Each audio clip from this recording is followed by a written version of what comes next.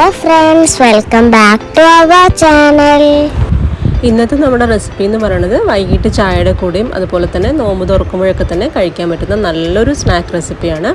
Chicken mayonnaise പത്തിരി എന്നൊക്കെ തന്നെ നമുക്കിതിനെ വേണമെങ്കിൽ വിളിക്കാം. ഉണ്ടാക്കാനും വളരെ എളുപ്പമാണ്. അതുപോലെ തന്നെ ഇത് ഒരെണ്ണം കഴിച്ചാൽ മതി, അത്യാവശ്യം വയറ് നന്നായി നിറഞ്ഞിരിക്കും. അതുപോലെ തന്നെ ഇതിൻ്റെ ഒരു ടേസ്റ്റും ഒരു ഡിഫറെൻ്റ് ആണ്. കുട്ടികൾക്കാണെങ്കിലും ഈ ഒരു ടേസ്റ്റ് നല്ല ഇഷ്ടമാവും. അപ്പോൾ നമുക്ക് എന്തായാലും ഈ ഒരു റെസിപ്പി എങ്ങനെയാണ് ചെയ്യുന്നതെന്ന് കണ്ടുനോക്കാം. അപ്പോൾ അതിനു മുമ്പായിട്ട് എപ്പോഴും പറയുന്ന പോലെ തന്നെ നമ്മുടെ ഈ ഒരു ചാനൽ ആദ്യമായിട്ട് കാണുന്ന ഏതെങ്കിലും കൂട്ടുകാരുണ്ടെങ്കിൽ ഒന്ന് സബ്സ്ക്രൈബ് ചെയ്തതിനൊന്ന് സപ്പോർട്ട് ചെയ്യണേ. അപ്പോൾ ഈ ഒരു സ്നാക്ക് ഉണ്ടാക്കാനായിട്ട് ആദ്യം നമുക്ക് ചിക്കനാണ് വേണ്ടത്. അപ്പോൾ ഒരു 200 ഗ്രാം അളവിലാണ് ചിക്കൻ എടുത്തിരിക്കുന്നത്. അത് എല്ലാം ഒന്നും ഇല്ലാണ്ട് മാറ്റി ഇതുപോലെ ചെറിയ പീസസ് ആയിട്ട് ഒന്ന് കട്ട് ചെയ്തെടുത്തിട്ടുള്ള ചിക്കനാണ്. ഇനി നമുക്കിതൊന്ന് മാരിനേറ്റ് ചെയ്യണം. അതിനായിട്ട് ആദ്യം ഒരു 2 ടീസ്പൂൺ അളവിൽ മുളക് പൊടിയാണ് ചേർക്കുന്നത്. കാശ്മീരി മുളക് പൊടിയാണ്. പിന്നെ ഇതിലേക്ക് ഒരു 1/4 ടീസ്പൂൺ മഞ്ഞൾപ്പൊടിയും ഒരു 1/2 ടീസ്പൂൺ അളവിൽ കുരുമുളക് പൊടിച്ചതും ചേർക്കുന്നുണ്ട്. ഇനി ഇതിലേക്ക് വേണ്ടത് ജീരകം പൊടിച്ചതാണ്. അതൊരു 1/4 ടീസ്പൂൺ അളവിലാണ് ചേർത്ത് കൊടുക്കുന്നത്. ഇനി കൂടെ തന്നെ ഒരു ടീസ്പൂൺ ചിക്കൻ മസാലയും കൂടെ ചേർത്ത് കൊടുക്കുന്നുണ്ട്.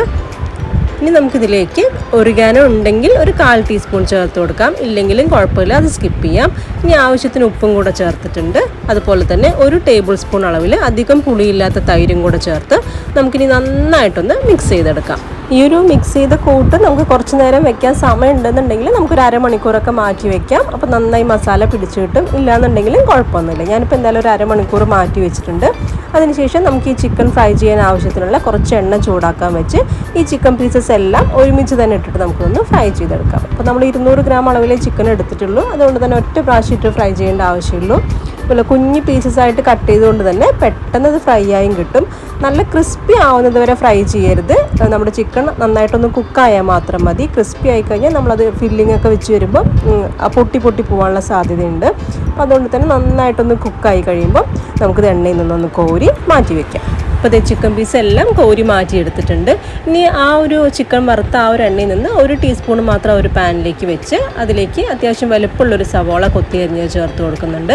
ഇനി ഈ സവോള നമുക്ക് നന്നായിട്ടൊന്ന് വഴറ്റി കൊടുക്കണം. നന്നായി വഴറ്റുക എന്ന് പറഞ്ഞാൽ ഗോൾഡൻ ബ്രൗൺ ആവുന്നവരെ വഴറ്റണ്ട. നമുക്ക് സവോള ഒന്ന് സോഫ്റ്റായി കിട്ടേണ്ട ആവശ്യം മാത്രമേ ഉള്ളൂ. ആ ഒരു പച്ചപ്പൊന്ന് പോയി ഒന്ന് സോഫ്റ്റ് ആവണം, അത്ര മാത്രമേ ഉള്ളൂ. അപ്പോൾ സവോള അത്യാവശ്യം ഒരു 1-1.5 മിനിറ്റ് ഒക്കെ കൊണ്ട് തന്നെ സോഫ്റ്റായി വന്നോളും.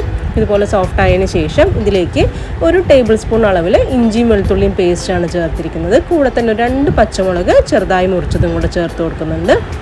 ഇനി ഈ ഒരു ഇഞ്ചിയും വെളുത്തുള്ളിയുടെയും പച്ചമുളകിൻ്റെയൊക്കെ തന്നെ പച്ചമണം ഒന്ന് മാറുന്നത് വരെ വഴറ്റി കൊടുക്കാം. അപ്പോൾ 1 മിനിറ്റ് കൂടെ ഇതുപോലെ ഒന്ന് വഴറ്റിയതിന് ശേഷം ഇനി നമുക്കിതിലേക്കുള്ള കുറച്ച് മസാലപ്പൊടികളൊക്കെ ചേർക്കണം.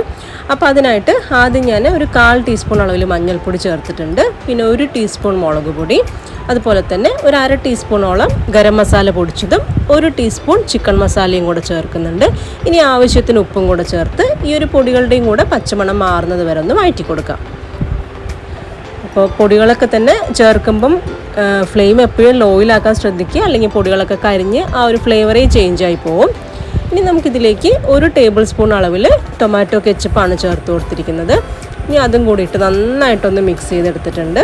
ഇനി ഇതിലേക്ക് നമുക്ക് കുറച്ച് മല്ലിയിലയും കൂടെ ചേർത്ത് കൊടുക്കണം. അപ്പോൾ ഒരു 2 ടേബിൾ സ്പൂണോളം അളവിൽ ഞാൻ മല്ലിയില മുറിച്ചത് ചേർത്ത് കൊടുക്കുന്നുണ്ട്. ഇനി മല്ലിയിലയും കൂടി ഇട്ട് നന്നായിട്ട് ഇതുപോലെ വഴറ്റിയതിന് ശേഷം നമ്മൾ ഫ്രൈ ചെയ്ത് മാറ്റി വെച്ചിരിക്കുന്ന ചിക്കൻ പീസും കൂടെ ചേർത്ത് കൊടുക്കാം. ഇനി ചിക്കനും കൂടി ഇട്ട് ഈ ഒരു മസാല ആ ചിക്കനിലേക്കും കൂടെ കവറായി വരത്തക്ക വിധത്തിൽ നന്നായിട്ടൊന്ന് വഴറ്റി കൊടുക്കാം. അപ്പോൾ നമ്മുടെ ചിക്കൻ്റെ ആ ഒരു ഫില്ലിങ്ങിനുള്ള സംഭവങ്ങൾ റെഡി ആയിട്ടുണ്ട്. ഇനി നമുക്കൊന്ന് ഫ്ലെയിം ഓഫ് ചെയ്ത് മാറ്റി വയ്ക്കാം. ഇനി നമുക്ക് മറ്റൊരു ബൗളിലേക്ക് ഒരു 1/4 കപ്പ് അളവിൽ ക്യാരറ്റ് ഇതുപോലെ ഒന്ന് ഗ്രേറ്റ് ചെയ്തെടുത്ത് ചേർക്കുന്നുണ്ട്. അതുപോലെ തന്നെ ഒരു 1/4 കപ്പോളം ക്യാബേജ് ഗ്രേറ്റ് ചെയ്തതും കൂടെ ചേർത്ത് കൊടുക്കുന്നുണ്ട്. ഇനി ഇതിലേക്ക് കുറച്ച് മല്ലിയില അതുപോലെ ചെറുതായി മുറിച്ചതാണ് പിന്നെ ചേർത്ത് കൊടുക്കുന്നത്. ഇനി ഇതിൻ്റെ കൂടെ ഒരു 1/4 കപ്പ് മയോണൈസാണ് ചേർത്ത് കൊടുക്കുന്നത്. അപ്പോൾ മയോണൈസ് എങ്ങനെയാണ് വീട്ടിലുണ്ടാക്കുക എന്നുള്ള വീഡിയോ ഒക്കെ ഞാൻ നേരത്തെ ഇട്ടിട്ടുണ്ട്. അതിൻ്റെ ലിങ്ക് ഞാൻ ഡിസ്ക്രിപ്ഷനിൽ ഇട്ടേക്കാം.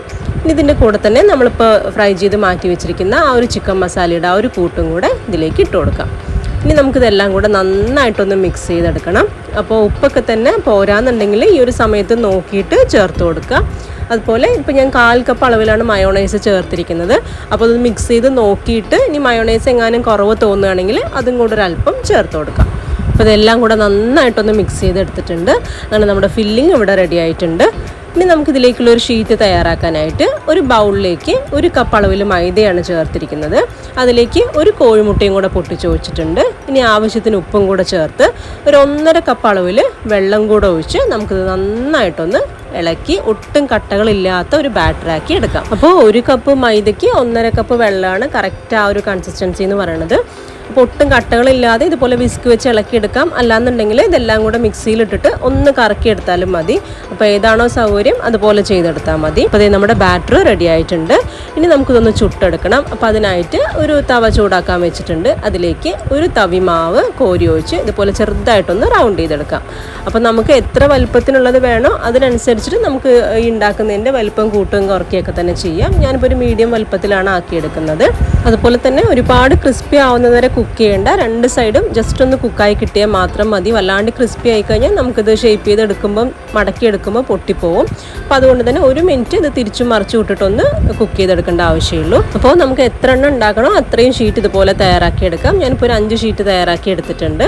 ഇനി നമുക്കിത് ഒട്ടിക്കാനായിട്ട് ഒരു ടേബിൾ സ്പൂൺ മൈദയിലേക്ക് ഒരു 1.5 ടേബിൾ സ്പൂണും വെള്ളം ഒഴിച്ച് ഇതുപോലെ ഒന്ന് മിക്സ് ചെയ്തെടുക്കാം. അപ്പോൾ ഇത് വെച്ചിട്ട് നമുക്ക് സൈഡൊക്കെ ഒന്ന് ഒട്ടിച്ചെടുക്കാനാണ്. ഇനിയിപ്പോൾ ഒരു ഷീറ്റ് വെച്ച് കൊടുത്തിട്ടുണ്ട്. അതിൽ നിന്ന് സെൻറ്ററിൽ നിന്ന് ഇതുപോലൊരു കട്ടിട്ട് കൊടുക്കാം. ഇനി നമുക്ക് ഈ ഒരു ഫില്ലിങ് ഇതിനകത്തേക്ക് ഇതുപോലൊന്ന് ചുറ്റിലും ഒന്ന് വെച്ച് കൊടുക്കാം. ഒരുപാട് സൈഡിലേക്ക് ആക്കരുത്, അത് അവിടെ നമുക്ക് ഒട്ടിച്ചെടുക്കാനുള്ളതാണ്. അപ്പോൾ സൈഡിലേക്ക് വന്നു കഴിഞ്ഞാൽ നമുക്ക് അവിടെ ഒട്ടിക്കാൻ ബുദ്ധിമുട്ടായിരിക്കും. ഇതുപോലെ റൗണ്ടിൽ നമ്മൾ ഈ ഒരു മസാലയുടെ ഫില്ലിങ് വെച്ചതിന് ശേഷം നമ്മളിപ്പോൾ ഉണ്ടാക്കിയ ആ ഒരു മൈദയുടെ കൂട്ട് ഇതുപോലെ സൈഡിലേക്ക് ഇതുപോലൊന്ന് തേച്ച് കൊടുക്കാം. അപ്പോൾ എല്ലാ സൈഡും ആ ഒരു മൈദയുടെ കൂട്ട് തേച്ചതിന് ശേഷം നമുക്കിതൊന്ന് ഫോൾഡ് ചെയ്തെടുക്കാം. അപ്പോൾ ഇതുപോലെ 3 എണ്ണമായിട്ട് നമുക്ക് മടക്കി കൊടുക്കാം. അപ്പോൾ ഓരോ സൈഡ് മടക്കുമ്പോഴും ആ സൈഡ് ഒട്ടിച്ചൊട്ടിച്ച് പോവുകയാണെങ്കിൽ നമുക്ക് പെട്ടെന്ന് തന്നെ മടക്കിയെടുക്കാൻ സാധിക്കും.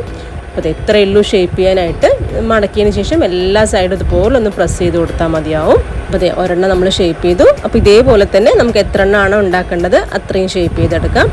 ഞാനിപ്പോൾ ഇവിടെ ഇന്ന് 5 എണ്ണമാണ് തയ്യാറാക്കുന്നത്. അപ്പോൾ അതുകൊണ്ട് തന്നെ 5 എണ്ണം ഇതുപോലെ ഷേപ്പ് ചെയ്തെടുത്തിട്ടുണ്ട്. ഇനി നമുക്കിതൊന്ന് മുക്കിയെടുക്കാനായിട്ടൊരു കൂട്ടുണ്ടാക്കണം. അപ്പോൾ അതിനായിട്ടൊരു ബൗളിലേക്ക് ഒരു കോഴിമുട്ട പൊട്ടിച്ച് ഒഴിക്കുന്നുണ്ട്. ഇനി ഇതിലേക്കൊരു 2 ടേബിൾ സ്പൂൺ അളവിൽ പാലാണ് ചേർത്ത് കൊടുത്തിരിക്കുന്നത്. ഇനി ഇതിലേക്ക് ഒരല്പം കുരുമുളക് പൊടിയും ഒറിഗാനോ ഉണ്ടെങ്കിൽ അതും ഒരല്പം, അതുപോലെ തന്നെ കുറച്ച് മല്ലിയിലയും കൂടെ ചേർത്തിട്ടുണ്ട്. ഇനി ഒരു നുള്ളു ഉപ്പും കൂടി ഇട്ട് നന്നായിട്ട് ഇതൊന്ന് ബീറ്റ് ചെയ്തെടുക്കാം. ഇനി നമുക്കിതിൻ്റെ കൂടെ തന്നെ കുറച്ച് മൈദയും കൂടെ ചേർക്കണമെങ്കിൽ കുറച്ചുകൂടെ നല്ലതായിരിക്കും. ഞാനിപ്പോൾ എന്തായാലും 1 ടീസ്പൂൺ അളവിൽ മൈദയും കൂടെ ചേർത്ത് ഒന്നുകൂടെ ഒന്ന് ബീറ്റ് ചെയ്തെടുക്കുന്നുണ്ട്. അപ്പോൾ മൈദ ചേർക്കണമെന്ന് നിർബന്ധമൊന്നുമില്ല, വേണമെങ്കിൽ മാത്രം ചേർത്താൽ മതി. ചേർത്ത് കഴിഞ്ഞാൽ ഒട്ടും കട്ടകളില്ലാണ്ട് ഒന്ന് ബീറ്റ് ചെയ്തെടുക്കണമെന്ന് മാത്രമേ ഉള്ളൂ. അപ്പോൾ ഇത് നമുക്ക് മുക്കിയെടുക്കാനുള്ള കൂട്ടും റെഡി ആയിട്ടുണ്ട്. ഇനി ഇത് വറുക്കാനായിട്ട് ഒരു പാനിലേക്ക് 1 ടീസ്പൂൺ അളവിൽ എണ്ണ ഒഴിച്ച് കൊടുത്തിട്ടുണ്ട്. ഇനി നമ്മൾ ഉണ്ടാക്കി വെച്ചിരിക്കുന്ന ഇത് ഓരോന്നായി എടുത്ത് ഈ ഒരു മുട്ടയുടെ കൂട്ടിലേക്ക് ഒന്ന് ഡിപ്പ് ചെയ്ത് കൊടുക്കാം. അപ്പുറവും ഇപ്പുറവും ഇതുപോലൊന്ന് ഡിപ്പ് ചെയ്തതിന് ശേഷം ചൂടായിരിക്കുന്ന പാനിലേക്ക് വെച്ച് കൊടുക്കാം. അപ്പോൾ നമ്മൾ നല്ലോണം എണ്ണയിൽ വറുത്ത് കോരുമൊന്നുമല്ല, ജസ്റ്റ് ഒന്ന് ഷാലോ ഫ്രൈ ചെയ്യുന്നേ ഉള്ളൂ. അപ്പോൾ നമുക്ക് ഈ ഒരു പാനിൽ എത്ര എണ്ണമാണോ വെക്കാൻ പറ്റുക അതിനനുസരിച്ചിട്ട് നമുക്ക് ഓരോ പ്രാവശ്യം ഉണ്ടാക്കിയെടുക്കാം. ഞാനിപ്പോൾ 3 എണ്ണം വെച്ചിട്ടാണ് ഫ്രൈ ചെയ്തെടുക്കുന്നത്. അപ്പോൾ 2 സൈഡും നമുക്കിതുപോലെ തിരിച്ചും മറിച്ച് വിട്ടിട്ടൊന്ന് ഫ്രൈ ചെയ്തെടുക്കണം.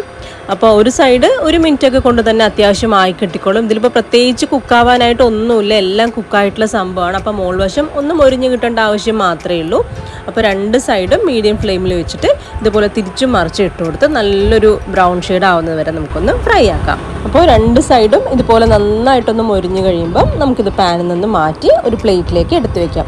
അപ്പോൾ ഇത് എണ്ണയിൽ നിന്ന് വല്ലാണ്ട് അങ്ങോട്ട് മുക്കി പൊരിച്ചെടുക്കാത്തതുകൊണ്ട് ഇതിനകത്ത് അധികം എണ്ണയൊന്നും തന്നെ ഉണ്ടാവില്ല, അതുകൊണ്ട് ആ ടെൻഷനും വേണ്ട. അപ്പോൾ ഇതുപോലെ തന്നെ നമുക്ക് 5 എണ്ണവും ഫ്രൈ ചെയ്തെടുക്കാം. അപ്പോൾ അത് 5 ഞാൻ ഫ്രൈ ആക്കി എടുത്തിട്ടുണ്ട്. നല്ല ടേസ്റ്റ് ആയിട്ടുള്ള ഒരു സ്നാക്ക് റെസിപ്പി തന്നെയാണിത്. കാണാനും ഒരു വെറൈറ്റി ലുക്കാണ്.